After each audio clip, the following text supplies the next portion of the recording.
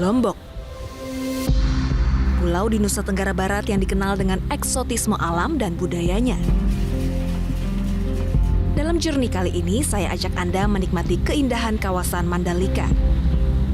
Selamat datang di Mandalika, Lombok. Kilau Mutiara Baru di Lombok, salah satu destinasi wisata super premium. Hah? 201 juta? Melihat lebih dekat proses budidaya mutiara Lombok yang namanya telah mendunia. Serta menikmati suasana segar di kaki Gunung Rinjani, Sembalun. Sila pada Juk Sembalun. Bersama saya Clara Verina, inilah Journey Way to Explore.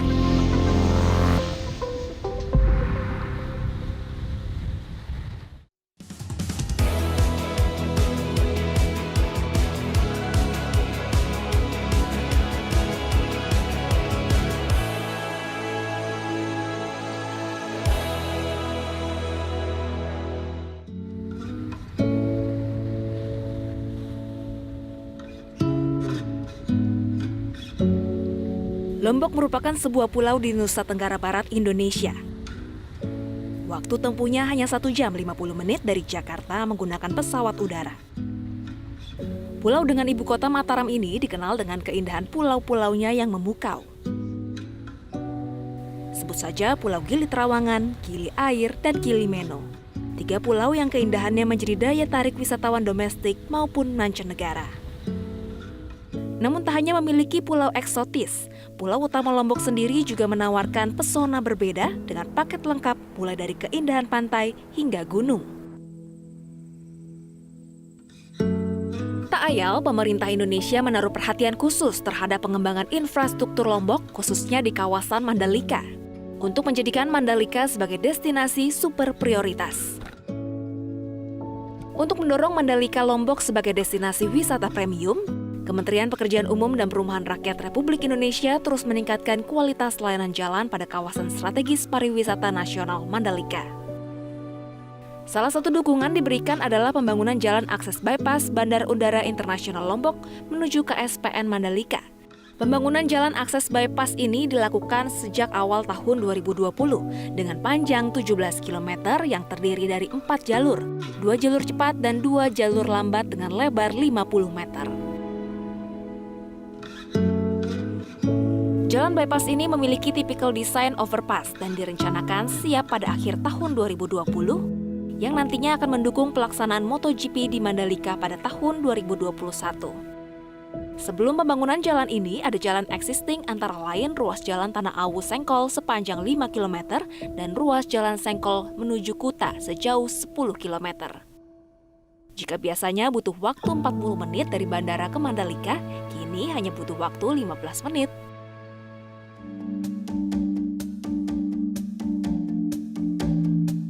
Selain memiliki berbagai keindahan dan kekayaan sumber daya alam, Lombok juga terkenal dengan budidaya mutiara.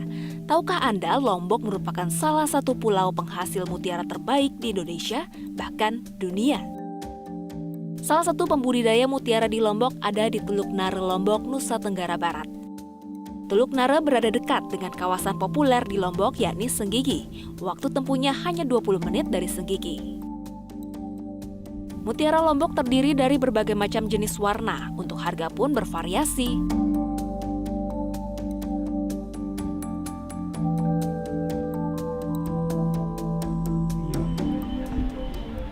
Hah? 201 juta? Namun terkadang bagi para pecinta mutiara, harga bukanlah suatu masalah berarti. Hai Mbak. Halo Pak. Clara, Mbak. Oke. Kalau masalah harga yang tinggi, memang karena kualitas kita tentukan dari prosesnya dari awal. Kemudian kita juga ada perusahaan tersendiri yang grading khusus tentang spesifikasi kualitas. Jadi di perusahaan kami itu ada perusahaan gradingnya sendiri. Berarti kalau wisatawan datang ke sini bisa diajak tur untuk edukasi budidaya mutiara, Pak? Bisa. Saya boleh ya, Pak ya? Boleh tentu boleh. Ini sekarang kita mulai dari mana dulu nih, Pak? Ya, bisa mulai dari lapangan seperti Oke. itu. Yuk Pak. Ya, silakan.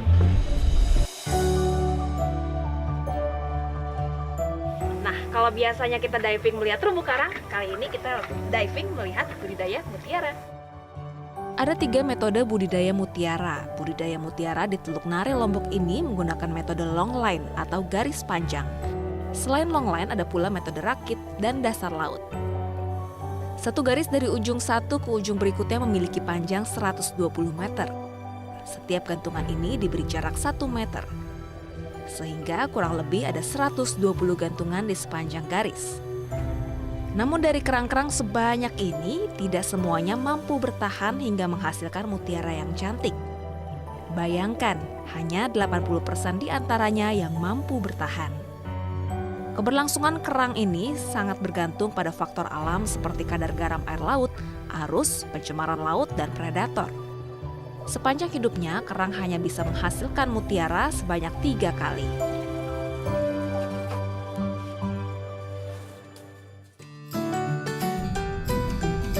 Ini merupakan ruang seleksi. Di sini, kerang melewati 4 tahap penyeleksian. Kemudian larva akan menempel di sebuah kolektor. Baru saat berusia 35 hari, kolektor ini akan diturunkan ke laut.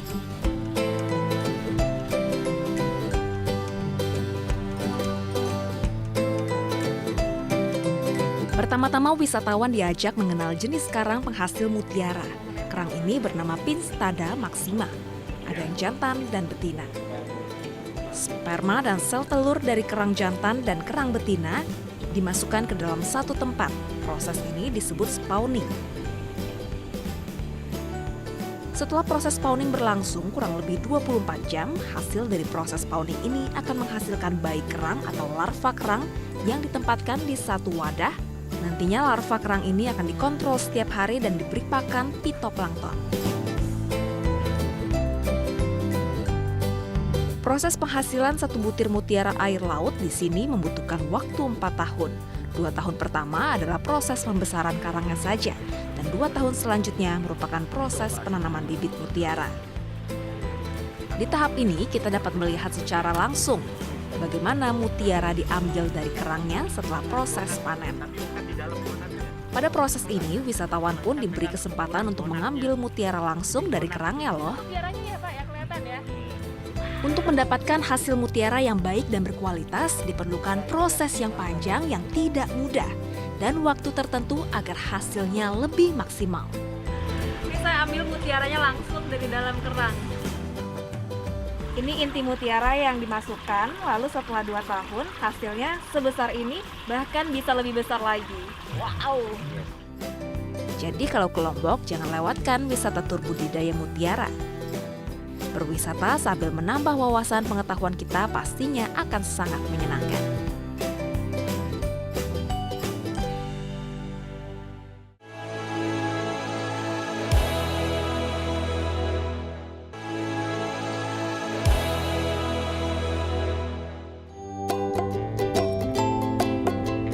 Pesona Lombok tak lepas dari keindahan Mandalika. Tidak sepopuler destinasi wisata Lombok seperti Gili, kawasan strategis pariwisata nasional ini memiliki keindahan tersendiri. Terletak di Lombok Tengah, kawasan Mandalika memiliki pesona pantai yang sangat indah. Selain itu, Kementerian Pekerjaan Umum dan Perumahan Rakyat juga melakukan pengembangan kawasan di 3 Gili, yakni Gili Terawangan, Gili Meno, dan Gili Air di Kabupaten Lombok Utara yang rencananya akan rampung akhir tahun 2020. Tak ayal, Kementerian Pekerjaan Umum dan Perumahan Rakyat terus melanjutkan dukungan penyediaan infrastruktur bagi kawasan Mandalika, Lombok, Nusa Tenggara Barat.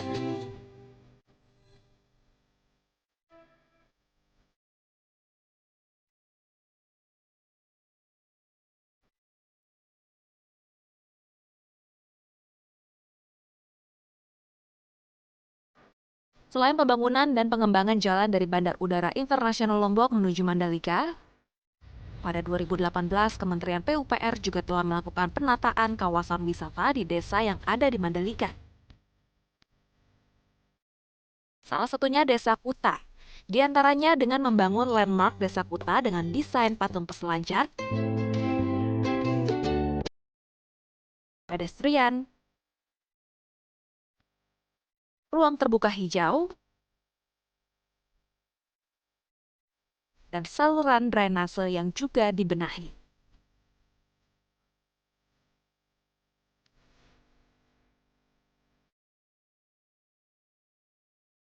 Selain di Desa Kuta, Kementerian PUPR pada tahun 2018 juga telah memperbaiki jalan lingkungan di Dusun Grupuk, yang juga menjadi salah satu destinasi favorit wisatawan. Sehingga wisatawan lebih nyaman berwisata di Mandalika sebagai salah satu destinasi super prioritas di Indonesia.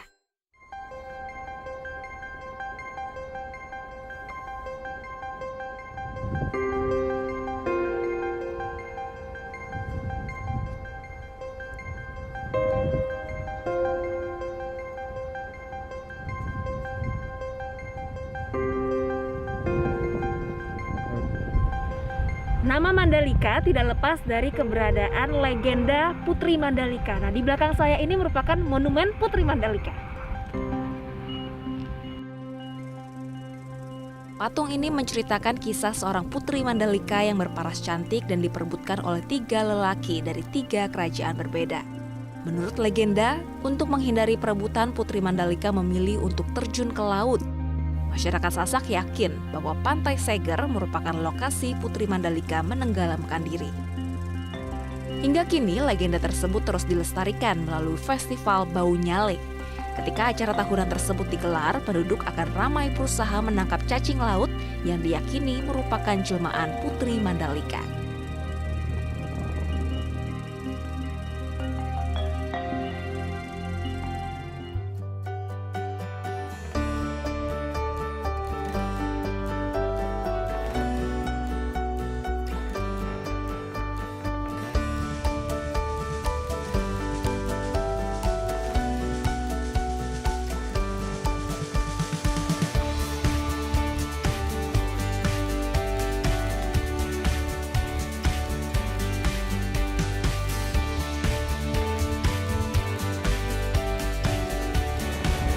Salah satu destinasi menarik di kawasan Kuta Lombok ini ialah Pantai Seger. Di sini kita bisa trekking, naik sedikit ke atas bukit untuk melihat pemandangan cantik ini dari ketinggian. Pantai Seger ini lokasinya berhadapan langsung dengan Samudra Hindia, sehingga memiliki ombak yang cukup besar, cocok untuk wisatawan yang ingin bermain selancar.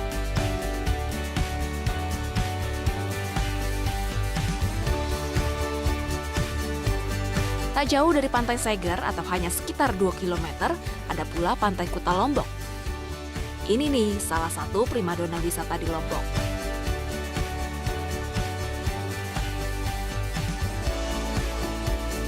Wisatawan bisa menikmati keindahan Pantai Kuta Mandalika yang sudah dilengkapi dengan infrastruktur yang sangat baik. Bagus banget kan?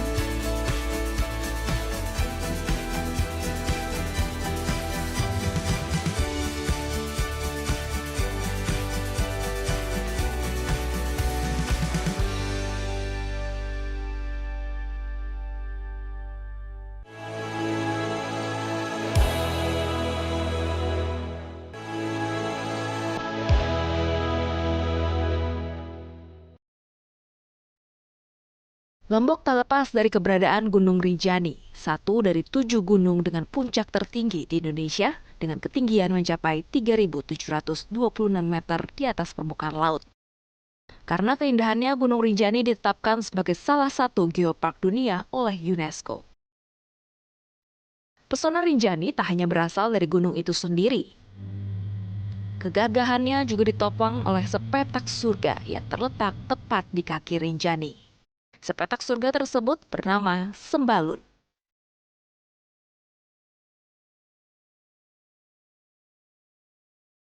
Sebuah kecamatan di Kabupaten Lombok Timur, Nusa Tenggara Barat. Waktu tempuhnya hanya 3 jam dari kota Mataram, Lombok menggunakan perjalanan darat.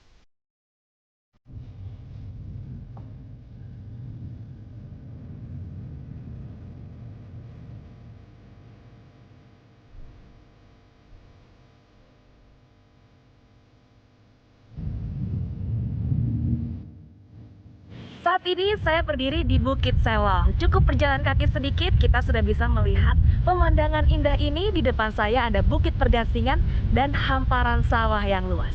Di Bukit Selong ini spot yang paling cocok untuk kita mengabadikan momen keindahan Desa Sembalun lewat foto.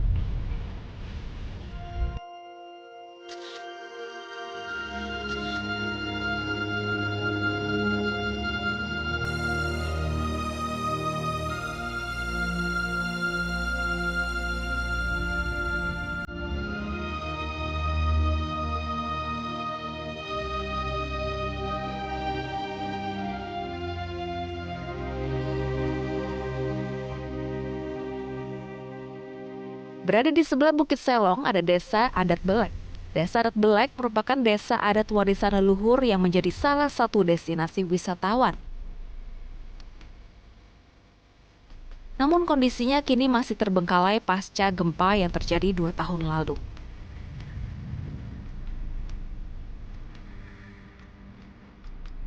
Gempa berkekuatan 6,5 skala Richter pernah mengguncang Kabupaten Lombok Timur. Desa Sembalun merupakan salah satu kawasan yang terdampak hebat. Namun kini Sembalun sudah bangkit.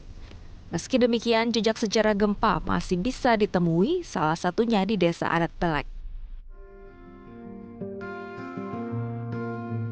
Berdiri di area vulkanik, tak heran jika tanah Sembalun menjadi gembur nan subur. Perkebunan menjadi denyut nadi masyarakat Sembalun. Berkat hasil alam yang melimpah, Sembalun pun memegang peranan penting sebagai pemasok rempah-rempah bagi Lombok dan Nusa Tenggara Barat. Bahkan, Sembalun tercatat sebagai salah satu daerah utama penghasil bawang putih di Indonesia.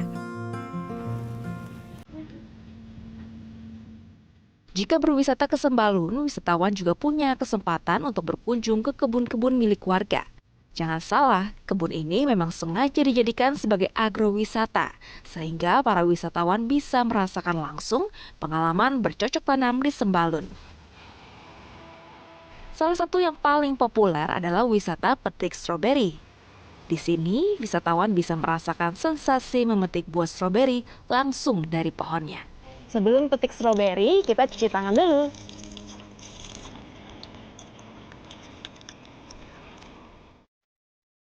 Ibu, permisi.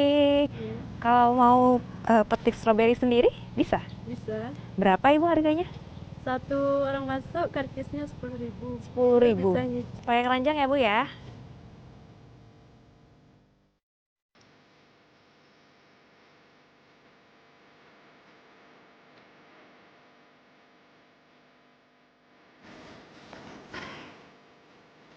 Petik stroberi sendiri.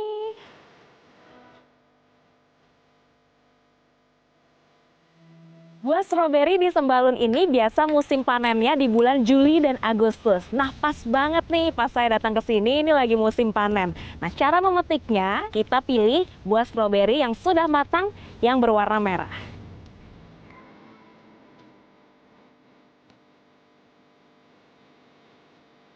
Gede banget.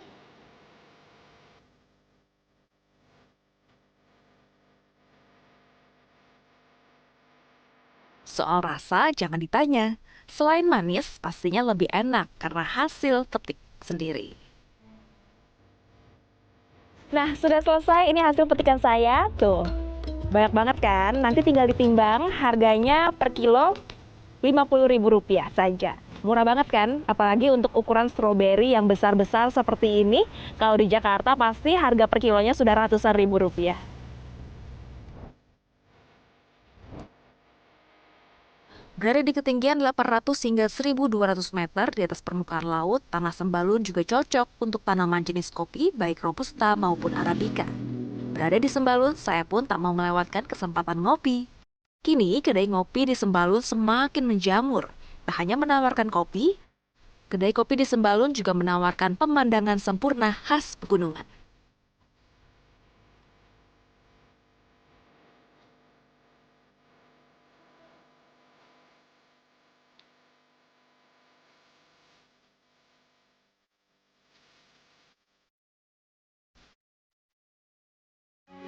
Metro TV. Jelajahi cara baru mendapatkan informasi Download Metro TV Extend sekarang.